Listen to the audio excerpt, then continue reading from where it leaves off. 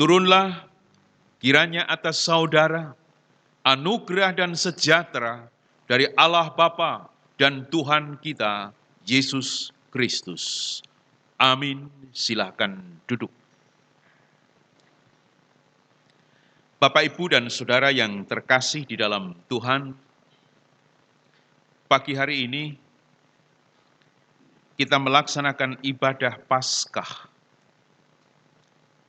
melalui live streaming dan bisa diikuti oleh saudara-saudara kita yang ada di luar sana, jemaat Tuhan. Oleh sebab itu kita akan memulai kebaktian ini dengan pujian. Kita akan pujikan 191 hari Minggu, hari kebangkitan.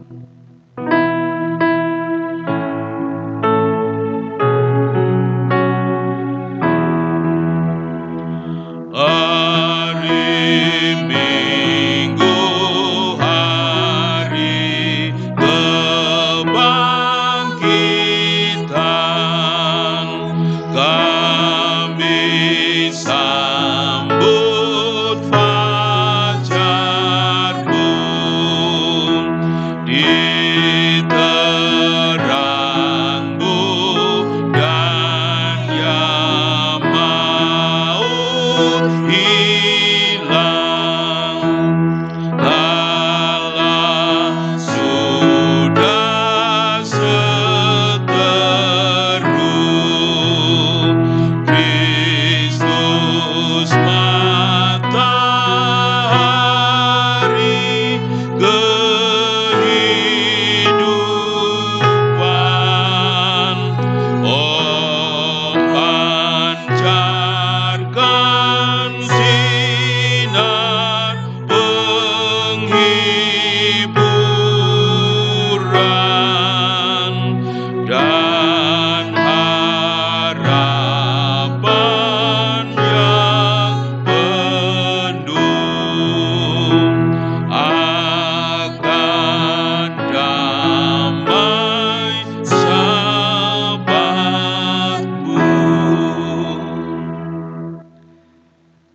Saya akan membacakan firman Tuhan. Firman ini adalah khotbah Tuhan Yesus ketika Dia berkhotbah di bukit. Demikian firman Tuhan dari Matius pasal yang kelima, ayat 3 sampai ayat yang ke-10. Berbahagialah orang yang miskin di hadapan Allah, karena merekalah yang empunya kerajaan surga. Berbahagialah orang yang berduka cita, karena mereka akan dihibur. Berbahagialah orang yang lemah lembut, karena mereka akan memiliki bumi. Berbahagialah orang yang lapar dan haus akan kebenaran, karena mereka akan dipuaskan. Berbahagialah orang yang murah hatinya, karena mereka akan beroleh kemurahan. Berbahagialah orang yang suci hatinya, karena mereka akan melihat Allah. Berbahagialah orang yang membawa damai, karena mereka akan disebut anak-anak Allah. Berbahagialah orang yang dianiaya oleh sebab kebenaran, karena merekalah yang empunya kerajaan surga. Bapak, Ibu, dan Saudara yang terkasih di dalam Tuhan, karena kita tidak mampu melakukan apa yang menjadi kebenaran firman Tuhan, kehidupan kita masih dikuasai oleh dosa. Kita sering melakukan kejahatan, kita sering melakukan dosa di hadapan Tuhan.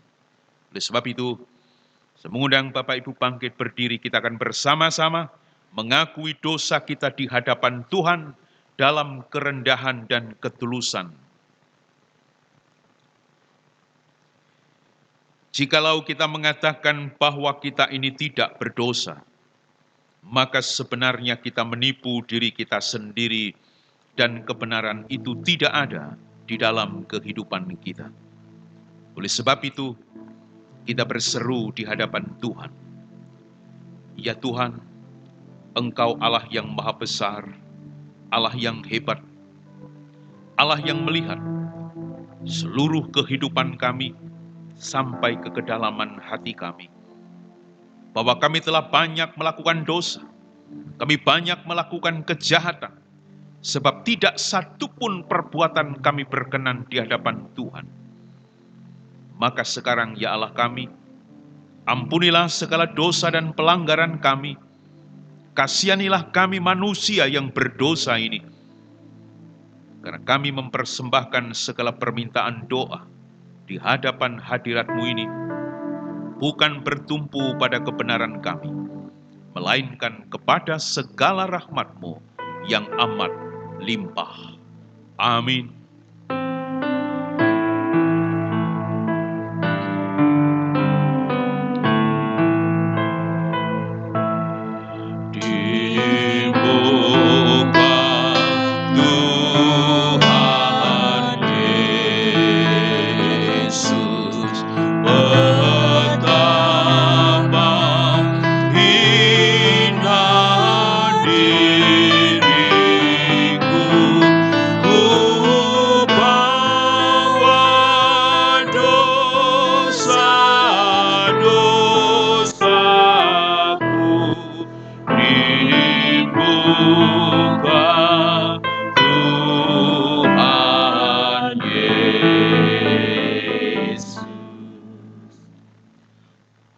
Pengumuman pengampunan dosa. Dan inilah berita rahmat. Jikalau kita mengakui segala dosa kita, maka Allah itu adalah Allah yang setia, Allah yang adil, sehingga Ia mengampuni dosa kita dan menyucikan kita dari segala kejahatan. Karena dengan anugerah kita diselamatkan oleh sebab iman. Itu bukan pekerjaan kita, melainkan karunia Allah. Syukur kepada Allah, sebab anugerahnya yang tiada terkira itu. Amin.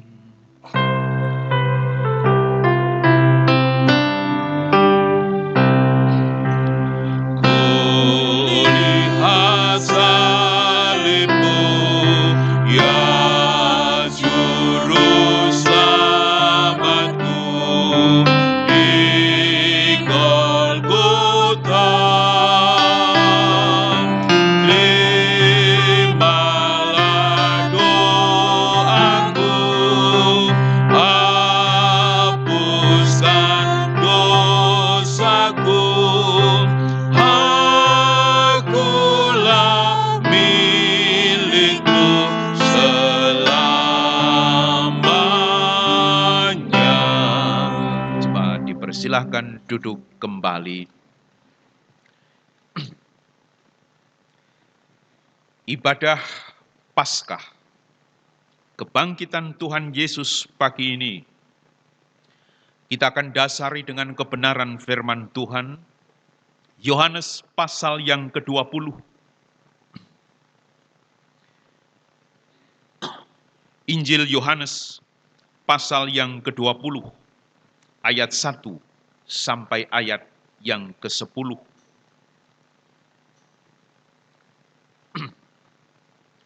Demikian firman Tuhan, Yohanes 20 ayat 1 sampai 10.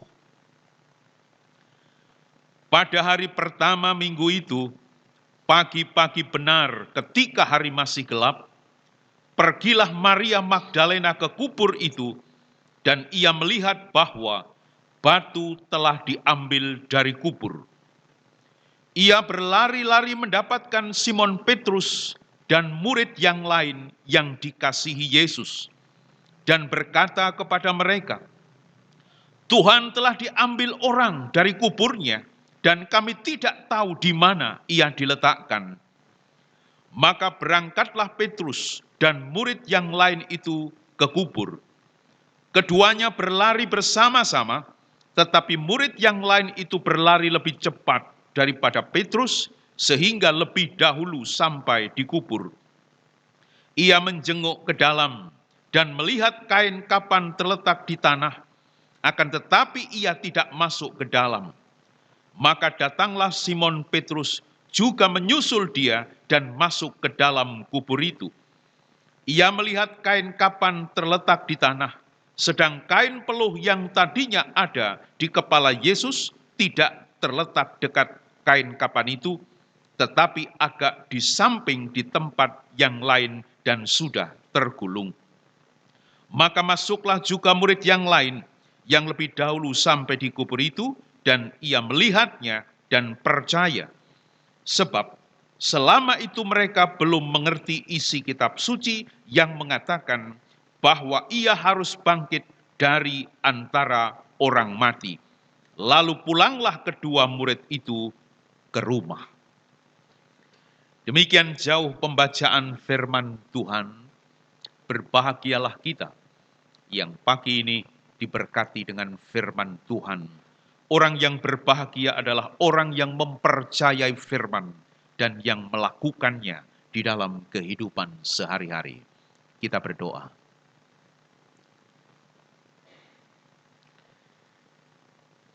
Bapa kami yang di surga, di dalam nama Tuhan Yesus, kami bersyukur kepadamu pagi ini.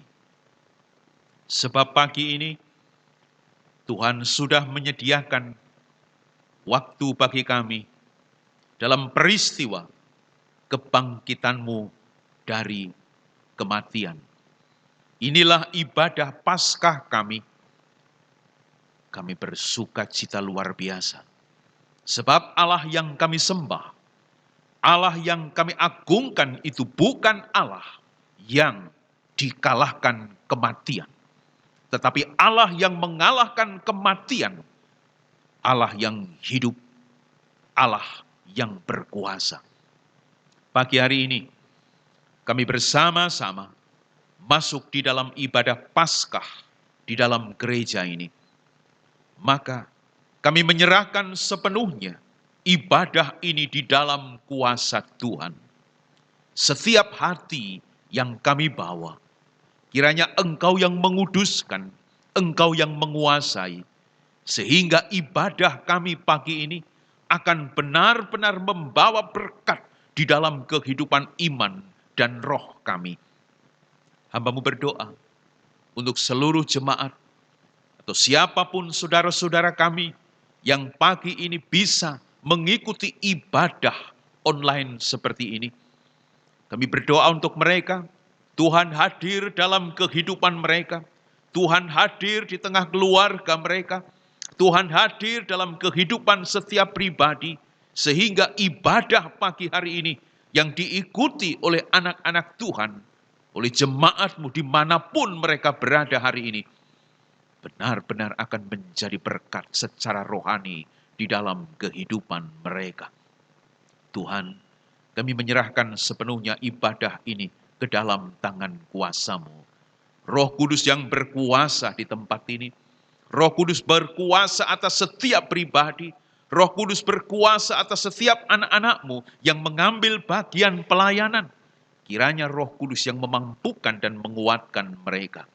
Setiap alat yang kami pakai untuk mendukung jalannya ibadah, Tuhan berkati, Tuhan kuasai, sehingga setiap alat yang kami pakai akan menjadi kemuliaan nama Tuhan.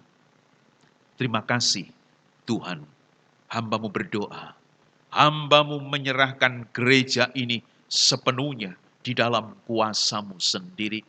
Engkau yang menjadi kepala gereja di tempat ini, Engkau yang berkuasa mengerjakan perkara-perkara yang ajaib, perkara-perkara yang indah bagi kehidupan gereja-Mu di tempat ini.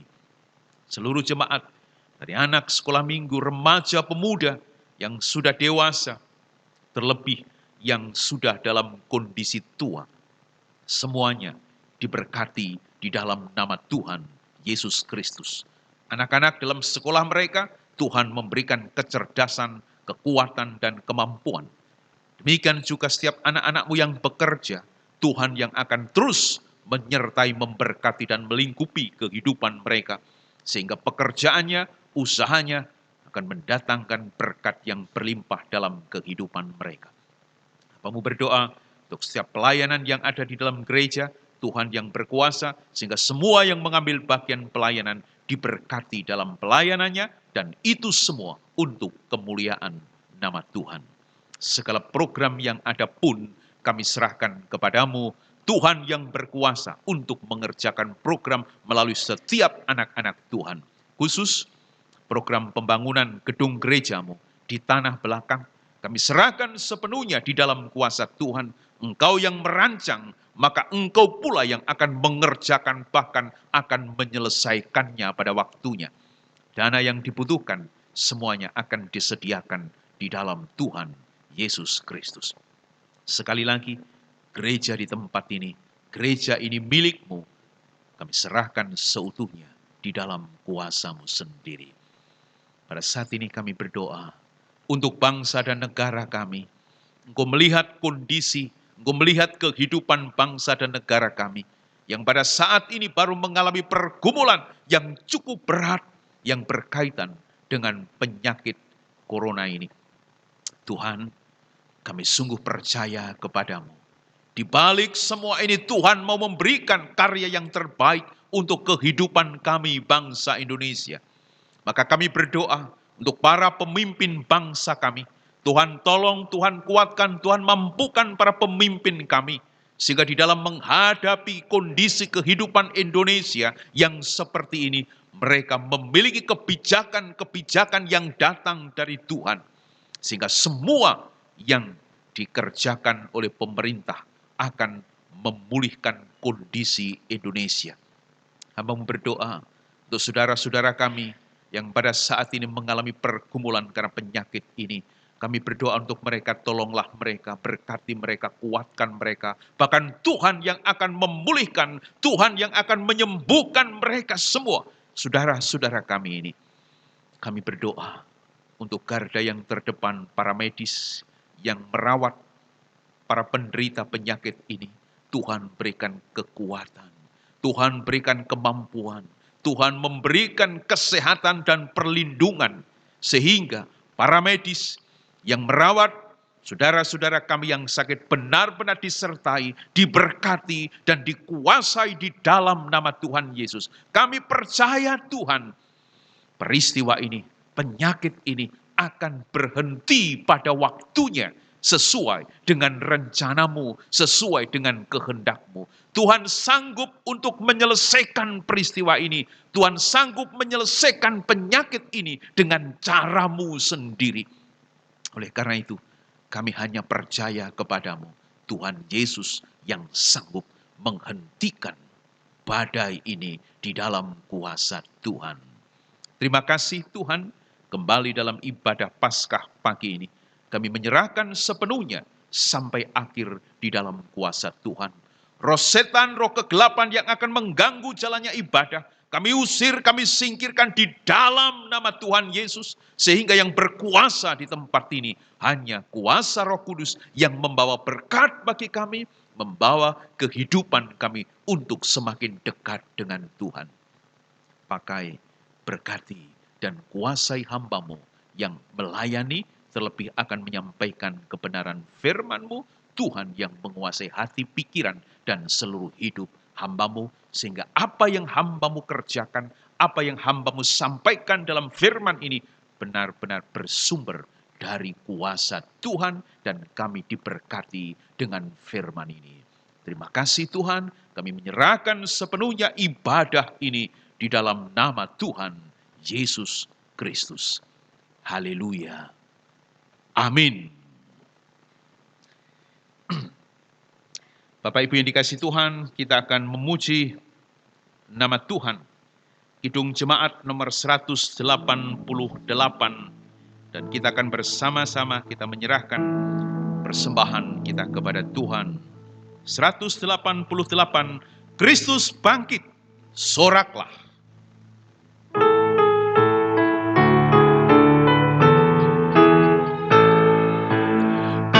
Kristus bangkit, soraklah.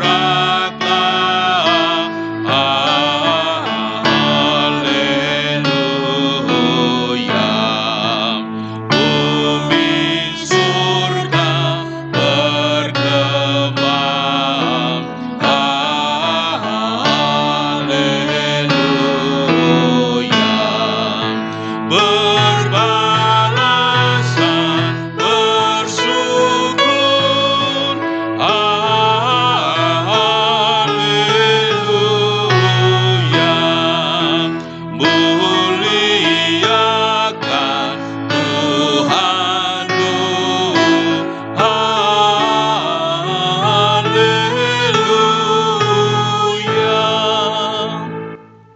Kita berdoa, kita menyerahkan persembahan kita. Kami percaya bahwa apapun yang ada di dalam kehidupan kami, itu adalah milik Tuhan. Oleh karena itu, pagi hari ini, kami membawa persembahan kepada Tuhan. Kami mempersembahkan dengan tulus. Kami mempersembahkan dengan ikhlas, sebab Engkau Allah yang sudah memberkati kehidupan kami melalui pekerjaan kami masing-masing. Oleh karena itu, terimalah dan sucikanlah persembahan ini, sehingga akan membawa kemuliaan bagi nama Tuhan. Ajari kami untuk mempersembahkan yang lebih baik, terlebih mempersembahkan hidup untuk kemuliaan nama Tuhan. Kami mempersembahkan persembahan ini di dalam nama Tuhan Yesus yang menjadi sumber di dalam seluruh kehidupan kami. Haleluya. Amin. Ada persembahan pujian dari ibu-ibu muda. Dipersilahkan bagi ibu-ibu yang akan mempersembahkan pujiannya.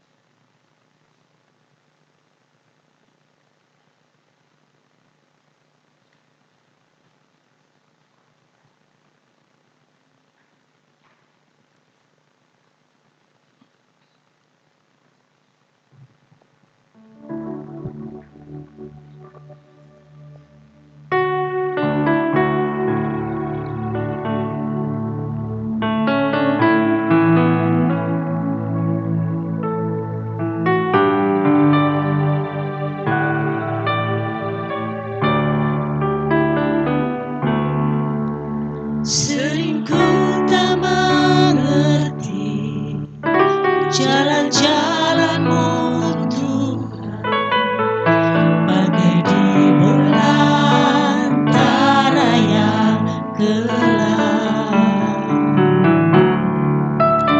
Tanpa seribu tanya, namun tetap percaya, jejak-Mu Tuhan sungguh sempurna. Ajarku memahami semua yang Kau ingini, agar hidupku puaskan hati-Mu.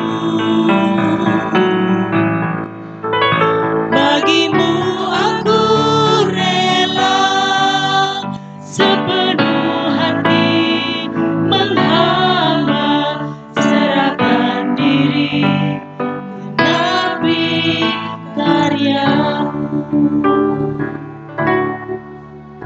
Sering ku tak mengerti jalan-jalan-Mu Tuhan, bagai di belantara yang gelap. Tanpa seribu tanya, namun tetap percaya, jejak-Mu Tuhan sungguh sempurna. Ajarku memahami semua yang Kau ingini, agar hidupku puaskan hati-Mu. Bagimu aku rela sepenuh hati menghamba, serahkan diri genapi karya-Mu. Serahkan diri genapi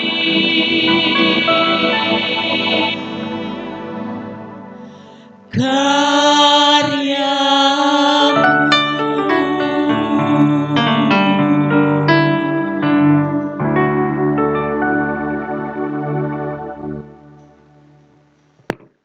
Jejakmu Tuhan. Itulah pujian tadi. Diberkati kita semua dengan pujian tadi. Salam.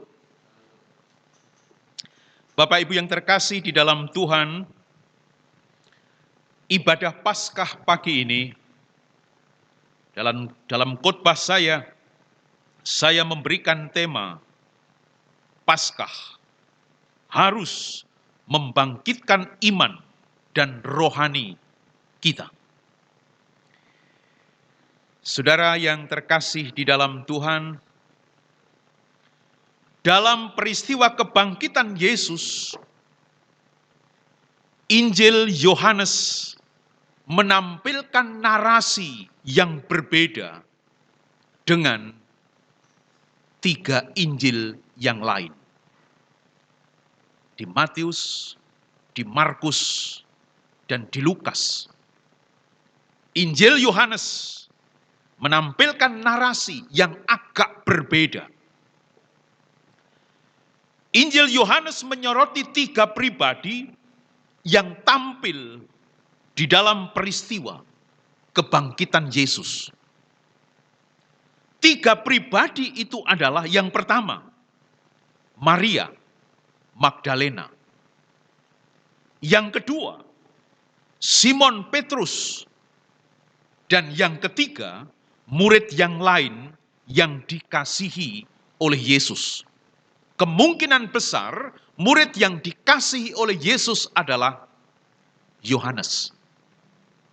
Nah, Injil Yohanes mengeksplor 3 orang ini, di mana 3 orang ini menghebohkan dirinya sendiri di dalam peristiwa kebangkitan Yesus. Yang pertama, dimulai dari Maria Magdalena. Firman Tuhan mengatakan pagi-pagi benar dia berangkat ke kubur. Jadi firman Tuhan tadi mengatakan dalam ayat yang pertama dari Yohanes 20 tadi, pada hari pertama minggu itu pagi-pagi benar ketika hari masih gelap, pergilah Maria Magdalena ke kubur. Kalau di dalam Injil yang lain, di sana disebutkan bahwa Maria Magdalena membawa rempah-rempah. Namun setelah sampai di kubur dan melihat batu tutup kubur itu tidak ada, dia pulang kembali. Lalu dia memberitahukan kepada Simon Petrus dan murid yang lain dengan berita yang hebat. Beritanya adalah Tuhan telah diambil orang dari kuburnya dan kami tidak tahu di mana ia diletakkan. Ini berita yang dibawa oleh Maria Magdalena. Setelah dia sampai di kubur, lalu kubur itu tidak ada tutup batunya. Dia pulang. Lalu dia mengatakan kepada Simon Petrus dan murid yang lain itu, beritanya adalah Tuhan telah diambil orang dari kuburnya dan kami tidak tahu di mana ia diletakkan. Itu berita dari Maria Magdalena yang sudah sampai di kubur itu. Lalu yang kedua, Simon Petrus dan murid yang dikasihi. Mereka berdua balapan, saudara. Balapan kemana? Balapan ke kubur. Mereka balapan ke makam. Mereka penasaran dengan berita yang dibawa oleh Maria. Mereka ingin membuktikannya sendiri. Di kubur ada apa? Dan ternyata kubur memang kosong. Hanya ada yang disebutkan oleh firman Tuhan tadi. Hanya ada kain kapan di tanah dan kain peluh. Sudah saya sampaikan kubur Yesus. Ya, mungkin bisa dilihat. Di situ ada kubur Yesus milik dari Yusuf Arimatea. Kubur waktu itu gua. Dan ketika saya di sana, saya masuk ke kubur itu. Saya masuk ke kubur Yesus, di mana tempat itu, di dalam kubur itu, di dalam gua itu, Yesus dibaringkan. Seperti beberapa waktu saya sampaikan. Ketika saya masuk di kubur Yesus, hati saya bergetar luar biasa. Kubur di mana Yesus dibaringkan di dalamnya. Saya masuk, dan itu foto yang saya ambil ketika saya berada di dalam kubur Yesus. Ketika saya di Yerusalem itu. Itu yang membuat saya, ketika saya ada di dalamnya, bergetar. Saya berkata di dalam hati saya, di tempat ini, di kubur ini, mayat Yesus yang sudah tidak berdaya, mati itu dikubur dan dibawa oleh Yusuf Arimatea. Disinilah, dan seperti itulah kubur Yesus itu. Saudara yang terkasih di dalam Tuhan, ketika Simon Petrus dan murid yang lain sampai di kubur itu, ketika mereka melihat kondisi makam Yesus yang seperti itu, mereka berdua tidak menemukan mayat itu. Yang ada di dalam pikiran mereka adalah, mereka bingung, mereka bimbang, mereka ragu, bercampur dengan ketakutan yang luar biasa. Itu yang dialami oleh mereka, murid-murid Yesus ini. Inilah kisah kebangkitan yang ditulis oleh Yohanes. 3 pribadi yang diangkat oleh Yohanes ini dalam peristiwa kebangkitan Yesus. Maria Magdalena, Simon Petrus, dan murid yang lain yang kemungkinan besar adalah Yohanes. Dengan apa yang dilakukan oleh mereka bertiga, ada pertanyaan yang besar, ada pertanyaan yang penting. Pertanyaannya adalah, mengapa mereka pergi ke kubur? Itu satu. Lalu yang kedua, kenapa mereka mengatakan, ini Maria, Tuhan telah diambil orang? Ini pertanyaan penting yang harus direnungkan oleh setiap orang percaya. Mengapa mereka ke kuburan? Lalu mengapa mereka mengatakan Tuhan telah diambil orang? Jawabnya ada dalam ayat yang ke-9. Ayat 9 mengatakan, sebab selama itu mereka belum mengerti isi kitab suci yang mengatakan bahwa ia harus bangkit dari antara orang mati. Jawaban dari pertanyaan tadi adalah, selama itu mereka belum mengerti isi kitab suci. Bapak Ibu yang dikasihi Tuhan, sebenarnya tentang kesengsaraan, tentang kematian dan kebangkitan Yesus, itu sudah sering disampaikan oleh Yesus kepada para murid. Penderitaan, kematian, bahkan kebangkitan Yesus itu sudah sering diberitakan oleh Yesus. Kita akan lihat di dalam Lukas pasal yang ke-18. Lukas pasal yang ke-18 ayat 31 sampai ayat yang ke-34. Yang demikian firman Tuhan, ini pemberitaan. Ayat 31 dari Lukas pasal yang ke-18.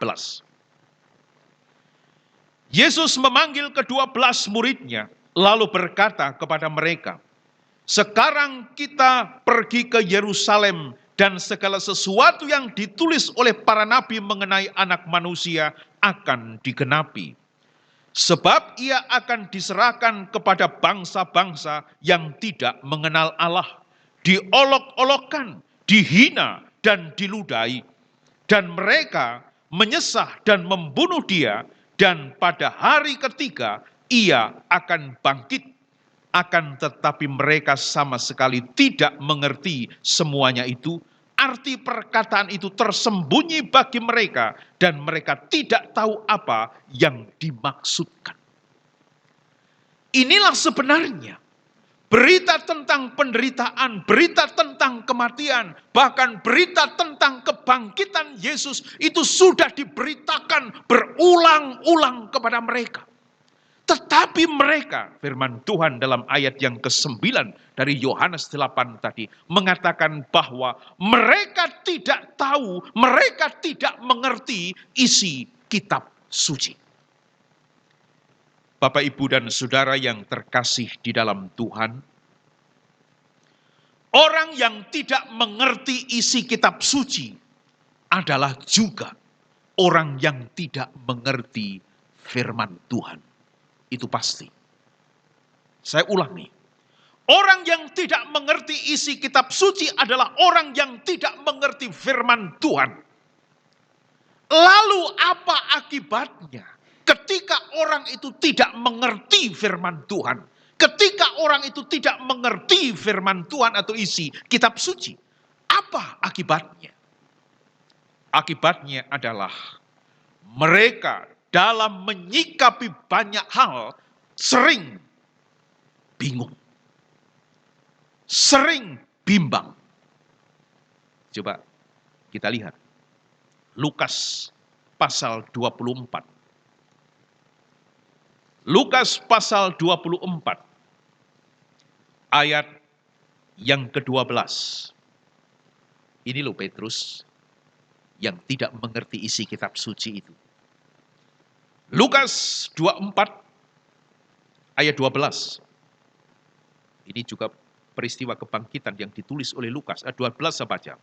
"Sungguh pun demikian Petrus bangun, lalu cepat-cepat pergi ke kubur itu. Ketika ia menjenguk ke dalam, ia melihat hanya kain kapan saja.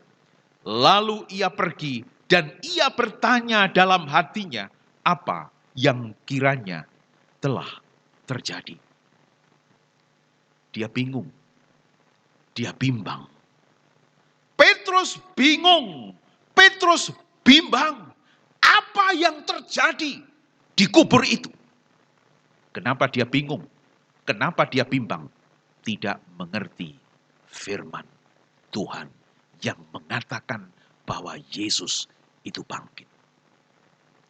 Orang yang tidak mengerti firman Tuhan itu sering dalam kondisi ketakutan. Saya baca ayat yang ke-5 dari Lukas 24. Ayat 5 Lukas 24. Mereka sangat ketakutan dan menundukkan kepala. Ini para murid. Ketika mereka sampai di makam itu dan melihat makam itu tidak ada mayat Yesus, pintu makam sudah terbuka. Firman Tuhan mengatakan ayat yang ke-5. Mereka sangat ketakutan dan menundukkan kepala. Inilah bukti bahwa orang yang tidak mengerti firman Tuhan, orang yang tidak mengerti isi kitab suci, yang terjadi adalah kebingungan. Yang terjadi dalam hidupnya adalah kebimbangan, bahkan ketakutan. Bapak, Ibu, dan Saudara yang terkasih di dalam Tuhan, inilah kisah kebangkitan Yesus yang ditulis di dalam Injil Yohanes. Melalui peristiwa kebangkitan Yesus ini, melalui peristiwa Paskah pada pagi hari ini, kita semua orang percaya, kita semua orang Kristen diingatkan supaya terus belajar, memahami, dan mengerti kebenaran firman Tuhan. Melihat para murid yang tidak memahami, tidak mengerti isi kitab suci tadi. Mereka bimbang, mereka bingung, mereka takut. Maka dari situ kita diingatkan oleh Tuhan. Dalam peristiwa Paskah pada pagi hari ini. Supaya kita ini terus belajar, mengerti dan memahami kebenaran firman Tuhan. Lalu kita mempercayai firman itu. Dan kita lakukan di dalam kehidupan kita. Ketika kita belajar firman Tuhan, ketika kita mempercayainya, ketika kita melakukannya, disitulah ada kekuatan hidup yang hebat di dalam kehidupan kita. Saya akan menyampaikan fungsi-fungsi firman Tuhan di dalam Mazmur pasal 119. Di sana saya akan ungkapkan bahwa firman Tuhan itu menghindarkan orang dari kebinasaan. Mazmur 119 ayat 92. Saya ulangi. Firman Tuhan itu menghindarkan orang dari kebinasaan. Itu satu.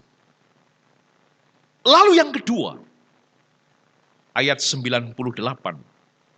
Firman Tuhan itu membuat orang lebih bijaksana. Yang ketiga, ayat 99. Firman Tuhan itu membuat orang lebih berakal budi daripada yang lain. Itu firman Tuhan. Ayat 100. Firman Tuhan membuat orang lebih mengerti daripada orang lain. Lalu ayat 105. Firman Tuhan itu menjadi pelita dan menjadi terang bagi perjalanan kehidupan manusia. Lalu ayat yang ke-130. Firman Tuhan memberi terang dan pengertian. Ini sebagian kecil yang saya sampaikan tentang fungsi firman Tuhan dalam kehidupan kekristenan, dalam kehidupan orang percaya. Sering saya katakan bahwa firman Tuhan itu adalah vitamin dan nutrisi untuk menguatkan, untuk menyehatkan kehidupan rohani dan iman orang Kristen. Itu firman Tuhan. Firman Tuhan merupakan nutrisi, merupakan vitamin kehidupan kekristenan. Inilah yang menjadi fungsi firman itu.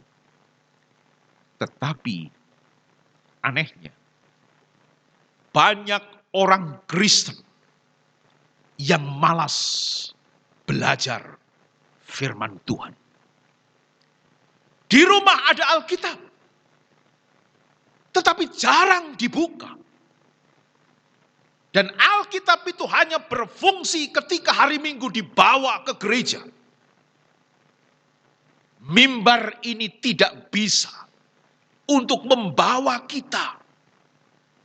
Kalau hanya mimbar setiap minggu, tidak mampu membawa kita untuk lebih dekat dengan Tuhan. Yang mampu membawa lebih dekat dengan Tuhan adalah hubungan intim pribadi kita dengan Allah. Ketika kita belajar firman Tuhan pada saat-saat kita di rumah, menyediakan waktu, menyediakan diri untuk dibangun melalui pembacaan firman Tuhan.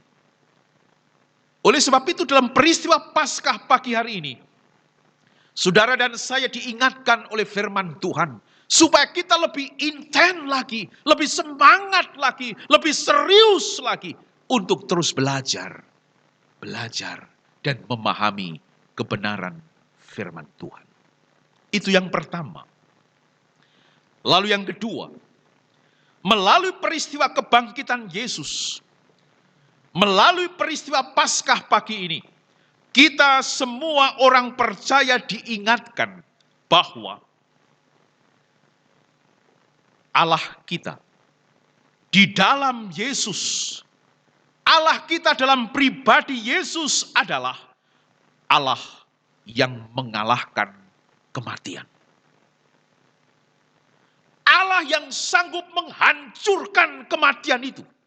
Memang 3 hari Yesus mati.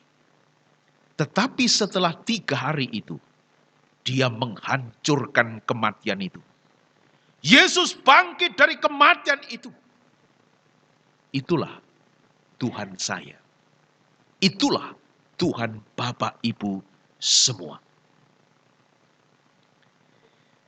Yesus menghancurkan dan mengalahkan kematian. Yesus yang bangkit dari kematian itu adalah Yesus yang pasti memberikan hidup abadi di dalam kerajaannya, yaitu surga. Kematian kekal karena dosa tidak lagi menjadi ancaman hidup kekristenan.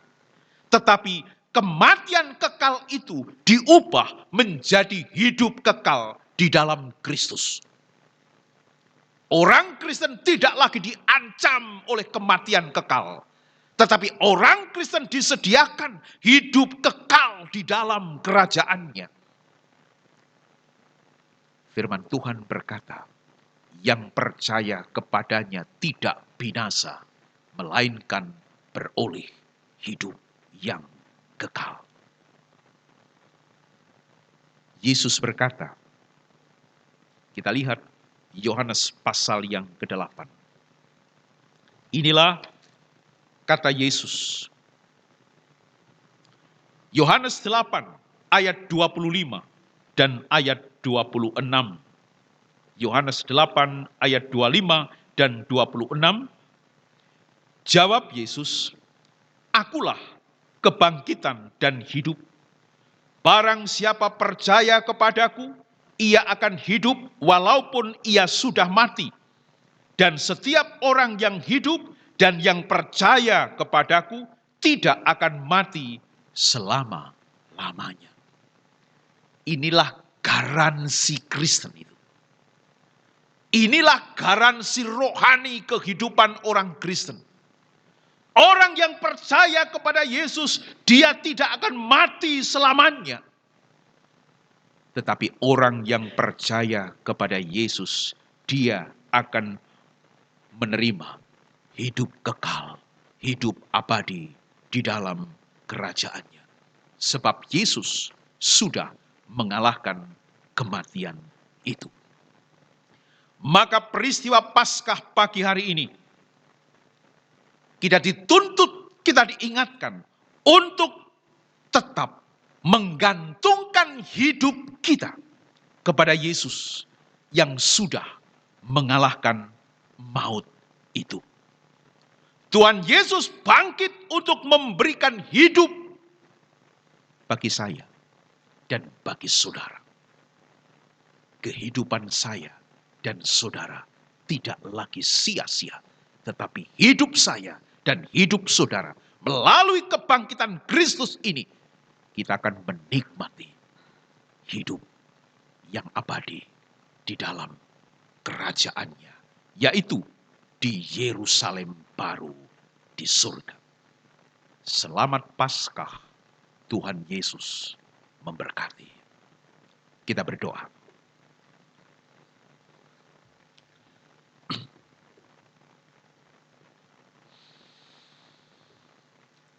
Terima kasih Tuhan. Di dalam peristiwa Paskah ini, Tuhan mengajar kami, Tuhan mengingatkan kami melalui kebenaran firman-Mu. Supaya kami orang percaya, terus belajar, terus memahami firman-Mu supaya kami mengerti isi kitab suci, supaya kami benar-benar mengerti dan memahami firman Tuhan. Sehingga ketika kami mengerti dan memahami firman Tuhan, kami tidak diombang-ambingkan oleh kehidupan dunia ini. Kami tidak akan takut, kami tidak akan bimbang, kami tidak akan ragu menghadapi hidup, sebab kami punya jaminan yang luar biasa ketika kami memahami kebenaran firman-Mu. Demikian juga melalui ibadah Paskah pagi ini, Engkau mengingatkan kami bahwa kami tidak akan hidup dalam kematian selamanya, tetapi kematian karena dosa itu diubah menjadi hidup kekal di dalam kerajaan-Mu. Kami bersyukur pada pagi hari ini, sebab Tuhan sudah mengajar, Tuhan sudah mengingatkan kami melalui kebenaran firman ini. Sekali lagi Tuhan, kami bersyukur atas pengajaran firman-Mu pagi hari ini. Demikian juga Engkau mengajar kami untuk berdoa. Bapa kami yang di surga, dikuduskanlah nama-Mu, datanglah kerajaan-Mu, jadilah kehendak-Mu di bumi seperti di surga. Berikanlah kami pada hari ini makanan kami yang secukupnya, dan ampunilah kami akan kesalahan kami, seperti kami juga mengampuni orang yang bersalah kepada kami. Dan janganlah membawa kami ke dalam pencobaan, tetapi lepaskanlah kami daripada yang jahat. Karena Engkaulah yang empunya kerajaan dan kuasa dan kemuliaan sampai selama-lamanya. Amin. Kita akan bangkit berdiri dan kita akan bersama-sama mengucapkan dan mengakui pengakuan iman rasuli. Aku percaya kepada Allah Bapa yang Maha Kuasa, Khalik langit dan bumi, dan kepada Yesus Kristus anaknya yang tunggal Tuhan kita, yang dikandung daripada Roh Kudus, lahir dari anak darah Maria, yang menderita di bawah pemerintahan Pontius Pilatus, disalibkan, mati dan dikuburkan, turun ke dalam kerajaan maut. Pada hari yang ketiga bangkit pula dari antara orang mati, naik ke surga, duduk di sebelah kanan Allah Bapa yang Maha Kuasa, dan akan datang dari sana untuk menghakimi orang yang hidup dan mati. Aku percaya kepada Roh Kudus, gereja yang kudus dan am, persekutuan orang kudus, pengampunan dosa, kebangkitan daging, dan hidup yang kekal. Amin. Dipersilahkan duduk. Selanjutnya, warta gereja yang akan disampaikan oleh majelis.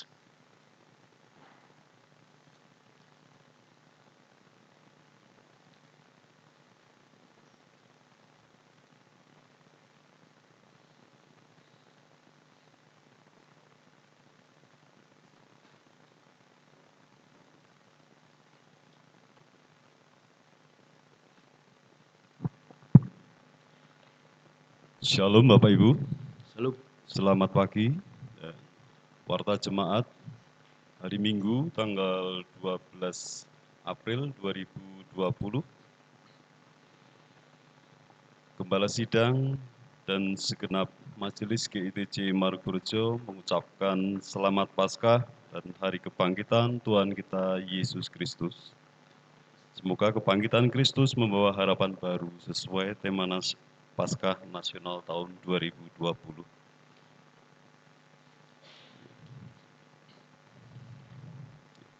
Warta Keuangan Jumat tanggal 10 April 2020, kolekte 1.225.000, perpuluhan 3 amplop 1.300.000, persembahan organis 400.000, persembahan gerakan 5.000, 20 amplop 330.000, persembahan tanggal 29 Maret 235.000, persembahan 5 April 250.000, jumlah total 3.740.000. 40.000. Demikian warta jemaat. Terima kasih.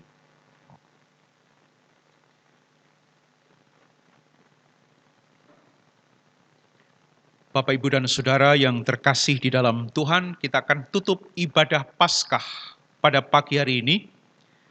Kita akan memuji nama Tuhan dari Kidung Jemaat nomor 202, Maut Sudah Menyerah.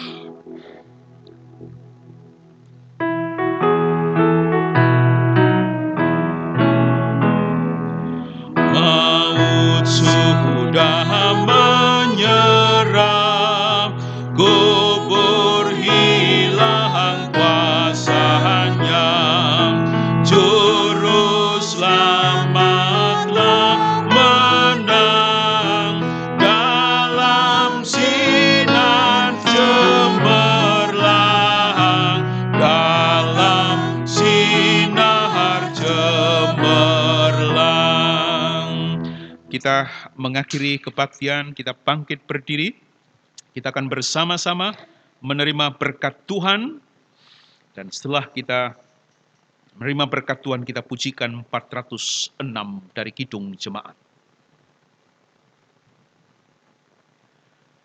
Anugerah Tuhan Yesus dan kasih Allah, serta persekutuan Roh Kudus, kiranya yang akan terus-menerus menguasai kehidupan saudara, dari pagi ini sampai Maranatha. Amin.